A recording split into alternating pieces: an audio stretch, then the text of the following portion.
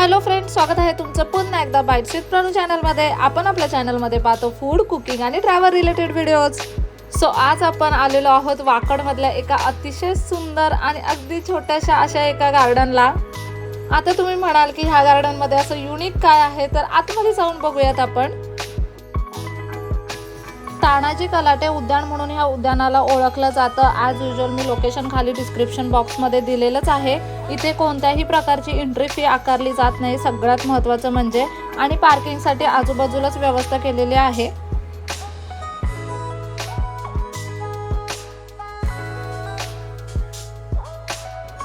उद्यानामध्ये एंटर केल्या केल्या अगदी मोठे असे पाथवे आपल्याला पाहायला भेटतात, जॉगिंग ट्रॅक पाहायला भेटतात। उद्यानाचा मेन अट्रॅक्शन म्हणजे माझ्या मागे जी दिसते ती बासरी, पण ती आपण नंतर पाहणार आहोत। आधी आपण उद्यान फिरून येऊयात।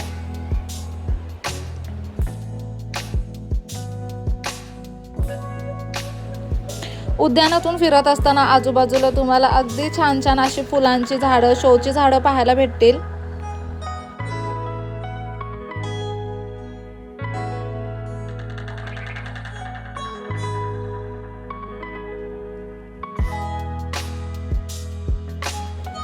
माजी नगरसेवक राहुल कलाटे यांच्या पुढाकारातून हे उद्यान उभारण्यात आलेलं आहे आणि साधारणतः 2.5 एकरामध्ये हे उद्यान आहे। ह्या उद्यानाचा तेव्हाचा खर्च 7,46,45,432 रुपये आला होता असं म्हणतात। ह्या उद्यानाचं वैशिष्ट्य म्हणजे विविध प्रकारची साधारणतः 250 झाडं ह्या उद्यानामध्ये लावण्यात आलेले आहेत आणि 311 मीटरचा जॉगिंग ट्रॅक इथे आहे। 388 मीटरचं फुटपाथ इथे यांनी बनवलेला आहे। ह्या उद्यानामध्ये तुम्हाला योगा हॉल वगैरे सुद्धा पाहायला भेटेल आणि सगळ्यात महत्त्वाचं म्हणजे विविध म्युझिकल इन्स्ट्रुमेंटचा वापर इथे केलेला आहे। म्हणूनच या गार्डनला म्युझिकल गार्डन असं सुद्धा म्हणतात। तसं हे म्युझिकल गार्डन म्हणूनच फेमस आहे। पिंपरी चिंचवडमधलं म्युझिकल गार्डन कोणतं असं जर तुम्ही विचारलं तर कोणीही तुम्हाला हे वालं गार्डन सुचवेल।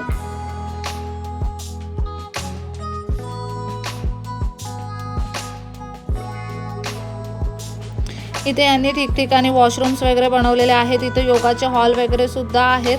अगदी स्वच्छ, नीट अँड क्लीन असं हे गार्डन आहे।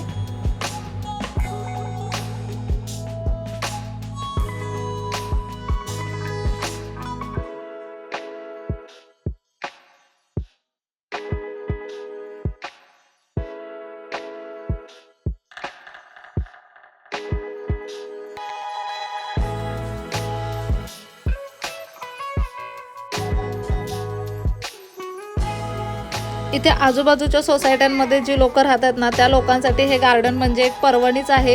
इथे आजूबाजूची लोक जॉगिंगसाठी येतात, वॉकसाठी येतात, मॉर्निंग इव्हिनिंग वॉकसाठी एकदम बेस्ट असं हे प्लेस आहे इथल्या आजूबाजूच्या लोकांना।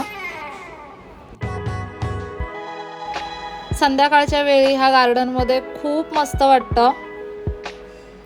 सकाळी 6 ते 9 आणि संध्याकाळी 5 ते 8:30 अशी ह्या गार्डनची वेळ आहे। तुम्ही संध्याकाळच्या वेळी इथे येत जा, जर फिरायला येणार असाल तर तुम्हाला अगदी छान वाटेल।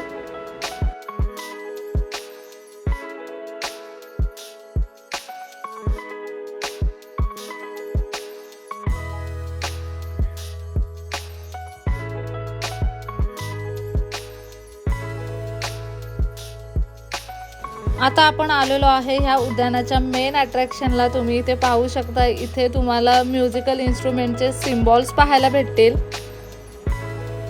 जसं की हे एक सिम्बॉल त्यांनी उद्यानाच्या अगदी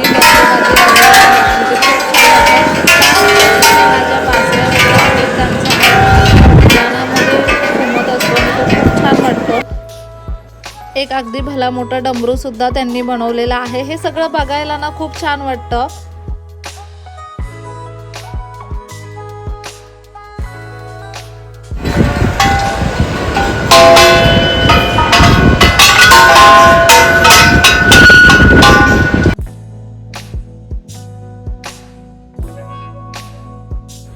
मुलांच्या खेळण्यासाठी त्यांनी छोटीशी जागा सुद्धा केलेली आहे। प्लेग्राऊंड एरिया आहे इथे छोटासा, आणि बाजूला जे आहे आता ते आपण वाजवलं ते बासऱ्यांसारखं काय मला पण नक्की माहीत नाही, पण त्याचा आवाज अख्ख्या गार्डनमध्ये इतका छान येत असतो ना। खूपच छान वाटतं. तुम्ही जर इथे आलात तरच तुम्हाला ते अनुभवायला भेटेल.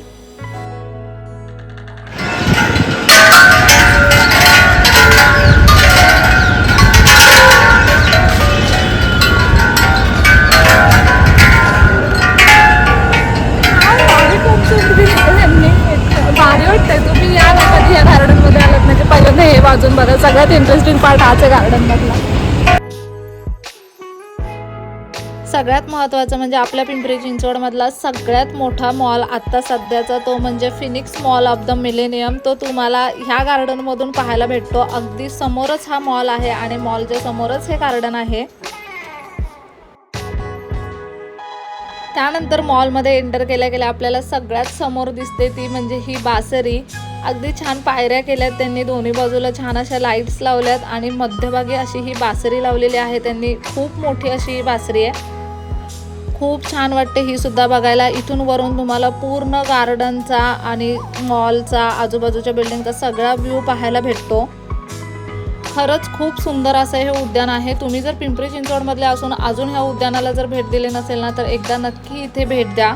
संध्याकाळच्या वेळी ह्या गार्डनचा व्ह्यू अगदी अप्रतिम असतो. कधी या गार्डनमध्ये गेलात ना तर मला कमेंट करून नक्की सांगा. आजचा व्हिडिओ कसा वाटला ते सुद्धा सांगायला विसरू नका. चला तर मग पुन्हा भेटूया अशाच एका नवीन व्हिडिओसोबत. तोपर्यंत मस्त खा, भरपूर फिरा आणि आनंदी राहा.